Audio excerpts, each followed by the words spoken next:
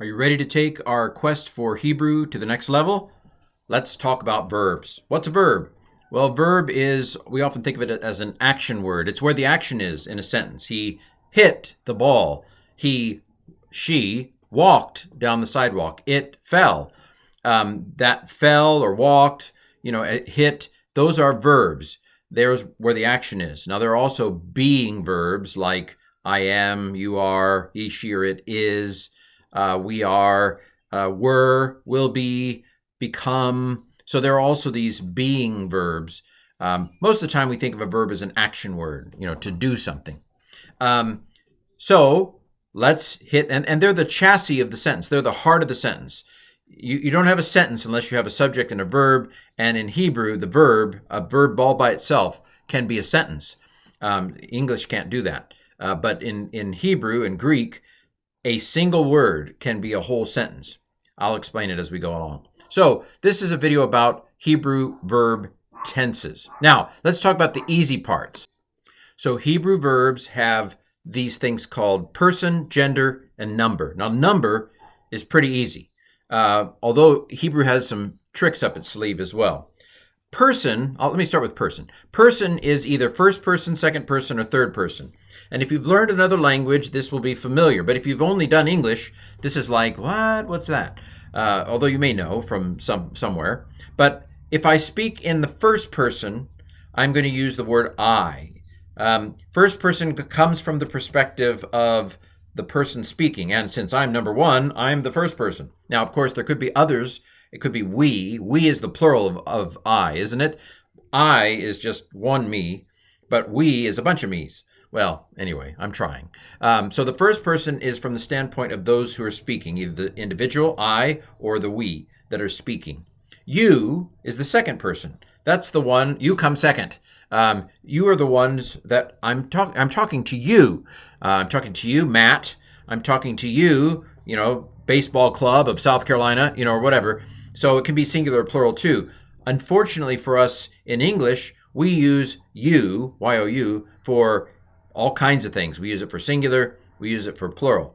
One of the advantages of the King James Version, and I'm not necessarily suggesting we go back to it, but it distinguished between thou, which was a singular you, and ye, that was a plural ye, more than one ye. But modern English doesn't use those anymore, and so we're down to you, Y-O-U, everything. It's you one person, you many people. So that's the second person. So I am the first person, you are the second person, and what we're talking about, whether it be him or her or it or them, he, she, it, they, that's the third person. So I am the one speaking, you are the one, second person being spoken to, and then third person is what we're talking about, he, she, it, or they. And these are the pronouns that stand for the persons. I and we are first person pronouns. You, y'all, uses, that's second person pronouns. And then he, she, it, or they are third person pronouns. So that's what person is. You'll understand once we get into it. Gender. Now, there aren't a lot of languages that do gender with verbs. I mean, in Spanish and French, you do have gender with nouns, but you don't have gender with verbs. Hebrew, in that sense, was more complex. This kind of boggled my mind once upon a time. If you go back in history, languages get simpler over time, not more complex. Hebrew is more complex in the sense that, now it's simpler in other ways, but it's more complex in the sense that you had a you referring to a masculine individual, and you had a you referring to a feminine individual. You had a you referring to a masculine plural group, and you had a different form of you referring to a feminine plural group. And so that distinguishing of gender, now I don't know an infinite number of languages, but of the, say, 10 languages I've danced with, I can't think, all the Semitic languages do this, but there aren't a lot of languages, at least in the Indo-European, maybe not any in the Indo-European world, that distinguish gender on a verb. So a verb can have person and will, it can have gender, and it can have number.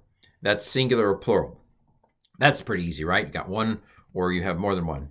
Like I said, gender is masculine, feminine, and number is singular, plural. One person is doing the verb, or multiple people are doing the verb. I might throw in here, and if you read the chapter, of course, This is a video that goes on in a couple places. It'll be on a Udemy course. It'll probably show up on a YouTube video, and it's also in this content is in a textbook called Biblical Hebrew for the Novice, and also maybe eventually Atomic Hebrew. But anyway, at the moment, you can look for it in Biblical Hebrew for the Novice. And I'll talk about these things. And one of the extra things about Hebrew is that it also had a dual. In other words, it had an ending for two things. Now, usually these were things that are naturally two, like two eyes, ayin. And it was shemayim. The ayim is the dual ending. So shemayim means skies. For whatever reason, the Hebrew language thought of the skies as dual. Maybe there's the lower sky and there's a higher sky where God is. Maybe something like that. I mean, I don't know exactly, and they probably didn't either, right? It's not like this. It's not like most people sat around thinking, "I wonder why sky is dual." I mean, it's like kind of maybe something you'd think on a, "Oh, that's a stupid question. Get back to work." But anyway, also waters is dual, mayim.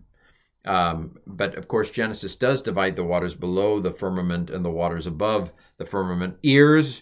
Ozen, I think it was, is dual. And there's some other ones, like face is dual. Why? You two-faced person, Ken? Well, they meant right and left side, I think. But anyway, so there was also a dual. Now, on nouns, not on verbs. I shouldn't have... Wrong. I'm not going to cut it out of the video, but that shouldn't have been in this video because it's about nouns. This is a verb video, Ken. Stick to the script. Okay, so there are two main tenses in Hebrew. The perfect and the imperfect. Now, this is strange language, right? What does that mean? It's a perfect verb and it's an imperfect verb. What in the world is that? Well, perfect has a sense of completeness. Imperfect has a sense of incompleteness.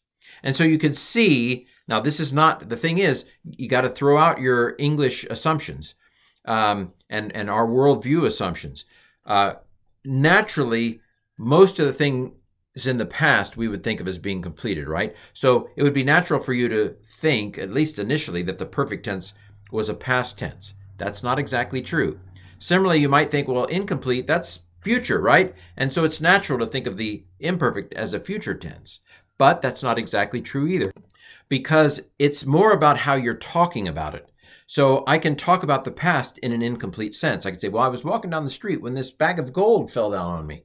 Or we will be finished with this project in 2 weeks. So you can actually talk about the past in a completed way, and you can talk about the future in a completed way. And you can talk about the past in an incomplete way, and you can talk about the future in an incomplete way.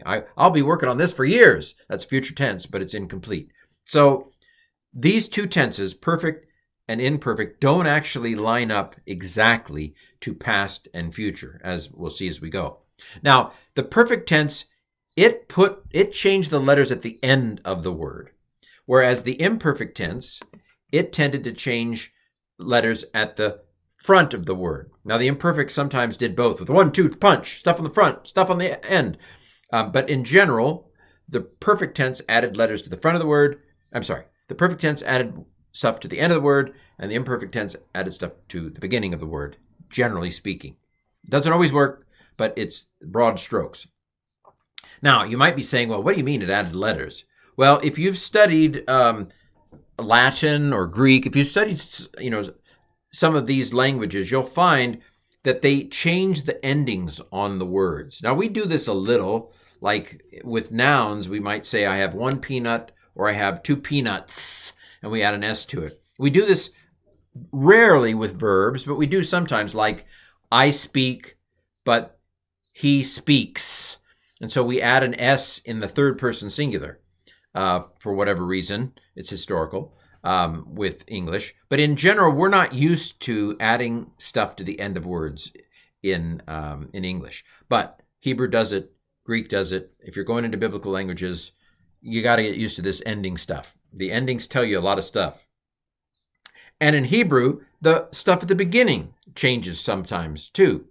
And so the perfect tense is a suffix text. It adds suffirmatives, we say. There's a difference in Hebrew between a suffix and a suffirmative. A sufformative is attached. The suffix is more like a wig. You can take it off. But a sufformative is a change of. It's like dyeing your hair. It's an actual change of the word, the part of the word. So the perfect adds stuff to the end. The imperfect tends to add stuff to the beginning. So let's talk about the perfect tense. Now again, the beginner thinks, well, it's past time. That's not exactly right, as I've been saying. An intermediate person might say, well, it's completed, and that's what I've been saying. Or some grammarians would say, think of it as simple action. It looks at the whole thing as a whole, whether it's finished or not. I don't know. Let's go with completed. This is a beginning for the novice course. So let's go with this second one, that the perfect tense has a sense of something being completed. Here's some examples. So this is wayyiqtol, a verb that means to kill. Let me pause here for a second. You might like, who came up with this? Who used the word kill as the paradigm verb? Ken, you're twisted. Well, first of all, I did not come up with it. I would not have used wayyiqtol if I'd have been inventing modern Hebrew grammar. But I'm stuck with it, I think. So let's use wayyiqtol. Wayyiqtol means he killed. Now, in the Middle Ages, they used a different paradigm verb, and I don't know who came up with it, but they used a bad choice. They used pa'al, which means to do or to make. And the reason it's a bad choice is because the middle part, the al, the part, ayin, ayins don't double. And there are places where Hebrew verbs, as we'll see in the next video, there are places where Hebrew verbs double the middle consonant. And there are places where Hebrew verbs double the first consonant. And so having an ayin as the second consonant in your model verb, your paradigm verb, it's not a good idea. But we were still kind of stuck with it. We're still kind of stuck with it because people still use pa'al.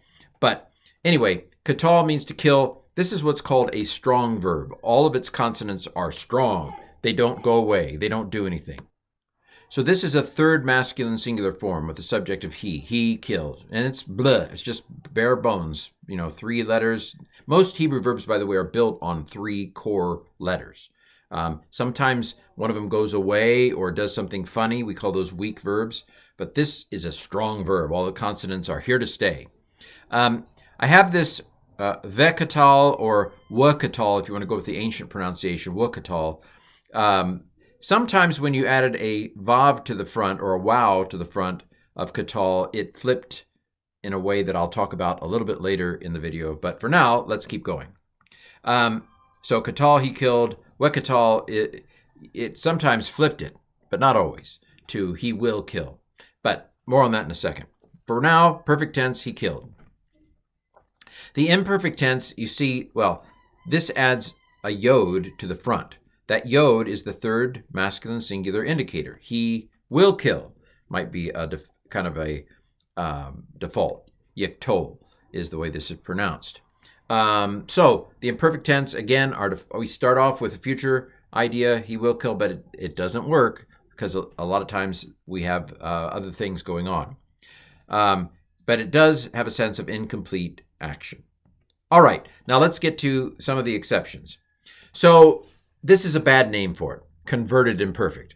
If you put a vav, patak, and a doubling of the yod, if you do that, you might, as a beginner, just as we're starting off, think of it, it converts the imperfect. I once was imperfect, but now I'm perfect. What's it? Just as I am, I once was lost, but now I'm found. Anyway, no, that's not right. So it converts the imperfect to a past tense. That's not right, but it might help you remember. So this is translated as, and he killed.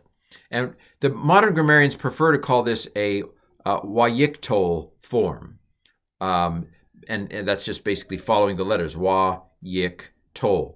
And basically, that's a more accurate way to call it a wayyiqtol form. It is a true past tense that actually has a different history than the imperfect tense. Long time ago in a faraway place, there was actually a little short vowel on the end of the word that told you that it was a true past tense. This is a true past tense. Another word for that is it's a preterite tense. It is a true past tense. So, but if it helps you remember, when you put vav, patak doubling on it, it gets converted from an imperfect to a perfect. It becomes sanctified. It becomes perfectized. When you put the vav, patak doubling on the front.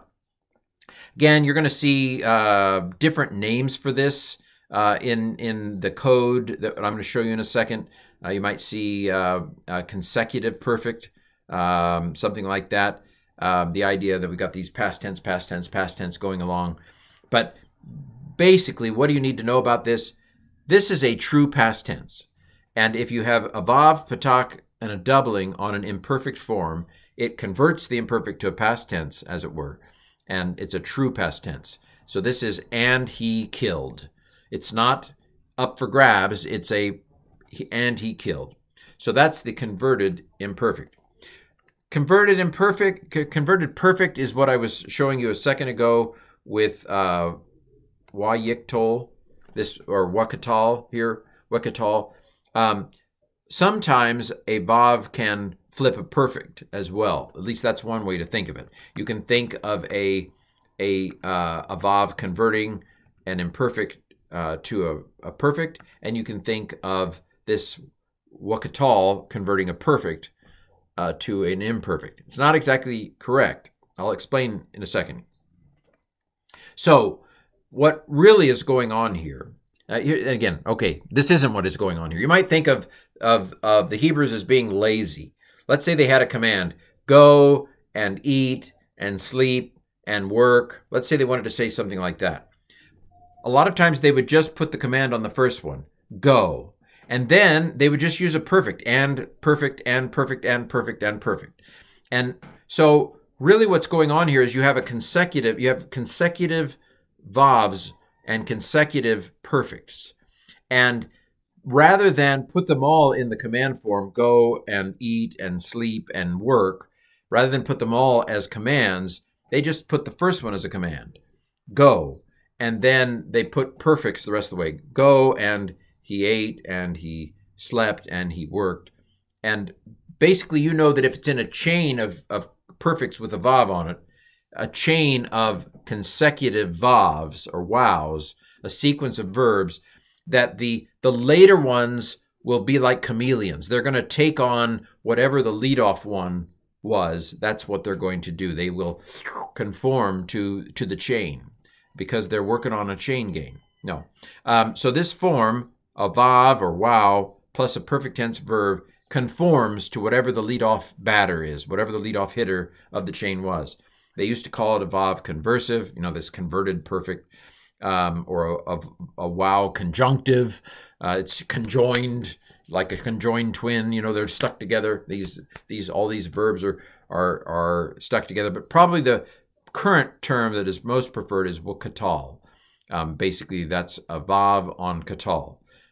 It's not really a converted, well, you can think of it as a converted imperfect if that helps you, a converted perfect if that helps you. We're converting all these perfects to whatever the leadoff hitter was. Okay, so I feel like I'm not being as clear as so let me do a review here.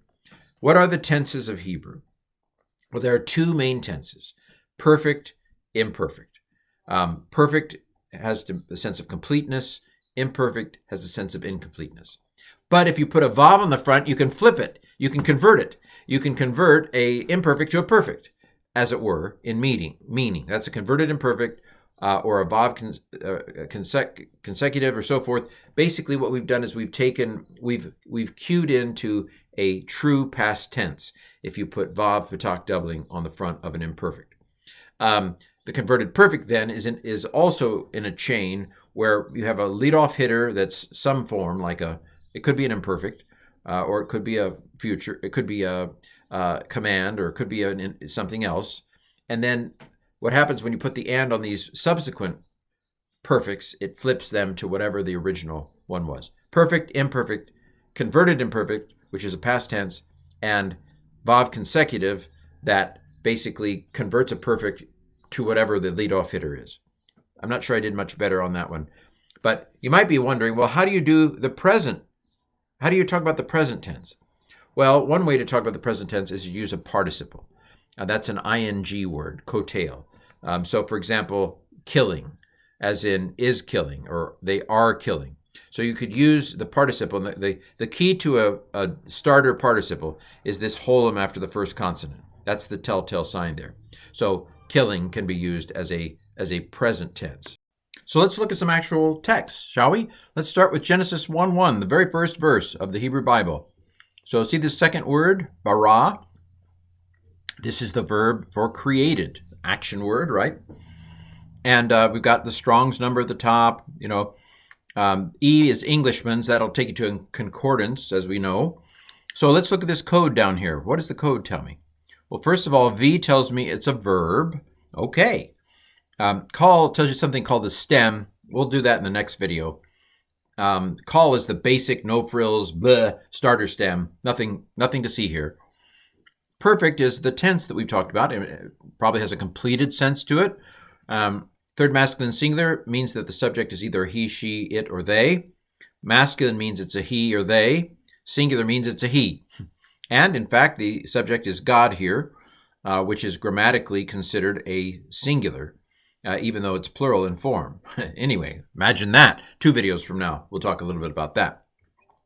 But God, even though this word for God is plural, technically, see, MP, masculine plural, it's treated as a singular, as here, which is But so created is the translation, and we know the subject is a he in terms of the grammar of the sentence. Okay, so he created is the translation. All right, it's a plain old perfect, right? It happened. He created it. Let's look for an imperfect, shall we? So here's Exodus 3:14, where Moses asks God what his name is, and he says, Ehyeh, Asher Ehyeh. What does that mean? Well, Asher from the previous video is the pronoun who, the relative pronoun, but this is an imperfect. The word is hayah, which is a verb that means to be, but this aleph on the front, remember, imperfect adds stuff on the front. The aleph tells me that the subject is first common singular. First is I or we. Singular means it's I. And the reason it's common, C, is because it doesn't distinguish masculine and feminine. It uses the same form it adds the same first letter to the word, whether it's a female or a masculine I. So first common singular is what that means. It's a verb. It's call. We don't need to know what that means yet. And it's imperfect. Now, you might translate this, I will be who I will be. But again, the imperfect doesn't necessarily have to do with time. So you might think, I am being who I am being. I am who I am. I am who I am. Anyway, difficult to translate, to me at least. Or at least we have some interpretation work to do. But you can see the imperfect adds letters to the front. And here the code tells you. You don't have to have all this memorized. The code tells you. By the way, I want to show you that you can get to the same destination using Blue Letter Bible. So here I am at Exodus 3:14. I've clicked on Tools. I got the Hebrew right here. If I don't know what that is yet, let me just scrolling down, and here we get to the form I am, and there it is. And here it tells me about it. What is this code here? Well, let me open it up. And this box opens up. So H tells me that it's Hebrew. V tells me it's a verb. Q tells me that it's call stem. Again, next video. First common singular tells me that it's I. And then the I stands for imperfect. So it's imperfect. And if you scroll over it, it'll tell you all that stuff. Hebrew, verb, call, imperfect, first person, common singular, I am. So, and of course, hayah, it tells me hayah, tells me what it's from. And if you press this, it pronounces this dictionary form. Strong's H 1961. Hayah. Hayah. So anyway, there's the pronunciation of the dictionary form, not the pronunciation of the form in situ, which is Ehyeh.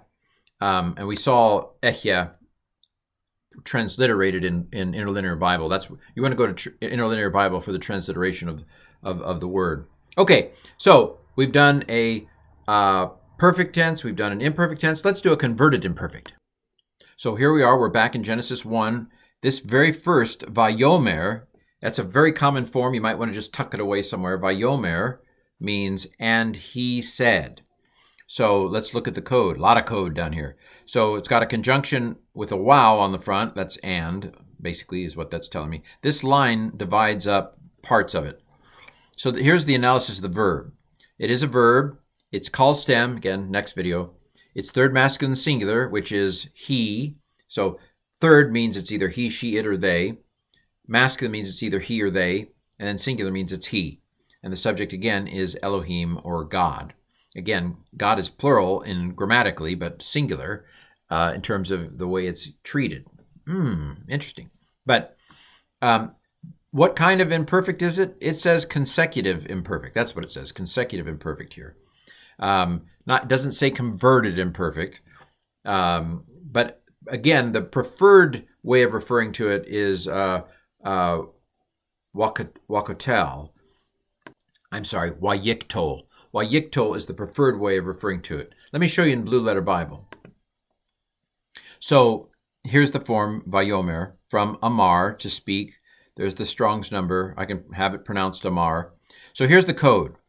H tells me that it is Hebrew. C tells me that it has a conjunction on the front, vav. Then here's the code here. So here you see the analysis. It's a verb, call. W is more accurate. It tells you it's the wayyiqtol, or sequential imperfect form, the converted imperfect form, wayyiqtol. Third masculine singular because the subject is a he. Okay, so that's a converted imperfect. What about a sequential perfect? Can we find one of those? So here's one I recently discovered, or several that I recently discovered in Ruth 2:9. So it starts off by saying, let your eyes be on the field, but then it says, and go after them, and it says, and go, to the vessels where they drink and drink from them. Okay, so what we have here is this go is a perfect form. And then here, go here is a perfect form. But you'll notice it says conjunctive perfect. Conjunctive perfect. What does that mean? What it means is that even though this is perfect in form, you don't translate it like it's perfect in form. It's following the leader. So the leadoff hitter is this command, let your eyes be on the field. And so the vav converts it and go into a command like let your eyes be on the field. And then, and here also, and go. It takes the perfect and it converts it to whatever the leadoff hitter is. It's like a chameleon. It conforms to whatever started off the chain. And so this is a converted perfect, or a conjunctive perfect, or again, the preferred word is weqatal, which is basically a vav or a wow on a perfect. And it flips it. When you have a wow on a perfect in this context, it flips the perfect to whatever the leadoff hitter was. Kind of fun. It's like a game. I want to end with an example of a participle doing a present tense. And this is all in that chapter, Biblical Hebrew for the Novice. So here in Isaiah 43:19, God says, behold me doing a new thing, or doing a new thing. So it's often translated, behold, I am doing a new thing. And you see here that this ose